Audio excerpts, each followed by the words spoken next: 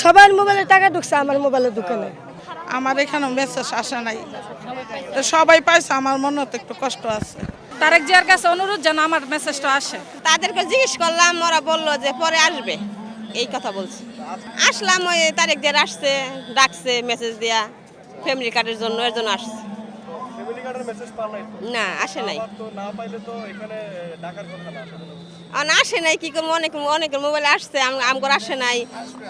ওরা বলতেছে যে পরের ধাপে আসতে পারে, এ কথা বলছে। আল্লাহ ভরসা। এটা খালি কয় কি কারণ এই মেয়ের জন্ম নিবন্ধন দেন, আমার সব পুইরা গেছে। আমি করতে দেখব জন্ম নিবন্ধন কাগজ। আমি 35 বছর ধরে ঢাকার ভোটার, আমি মাটি কেটে ভাত খাই। তাহলে সবার মোবাইলে টাকার মেসেজ ঢুকছে, আমার মোবাইলে আসছে না। কিসের জন্য? আমার তো মনে হয় আশা আছে আমার। আর আমার ছেলের 5,000 টাকা লাগে 3 জন্ম নিবন্ধনের কাগজ বানালে। এটা আমি 5,000 টাকা জোগাড় করতে পারতেছি না, আমি জন্ম নিবন্ধনের কাগজও বানাইতে পারতেছি না। কই যা আবেদন করবো, আমরা কি তা বুঝি জানি? কিন্তু টাকার মেসেজ আয় নাই। তাহলে আমি 2500 টাকা দিলাম পাইতাম, আর 2500 টাকা বেড়ে 3 জন্ম নিবন্ধনের কাগজ বানাতে পারতাম, আমার বাচ্চারা আমি মাদ্রাসায় ভর্তি করতে পারতাম। সরকারি লোকেরাই নিচ্ছে আমগো, ওই যে ফটোকপি, আইডেন্টি কার্ডের ফটোকপি সব কিছু নিয়ে গেছে, নাম ঠিকানা সবই নিয়ে গেছে।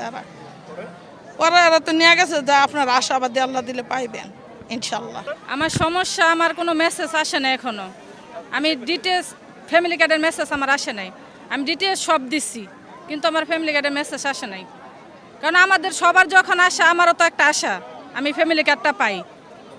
তাহলে আমার কার্ডটা আসে নাই, তাহলে আমার তো মন খারাপ। আর এই যে আশেপাশে সবাই পাইছি, কিন্তু আমার আসে নাই মেসেজ। আশা করি, আমি এখন আশা আছি যে আমার তো আসবো।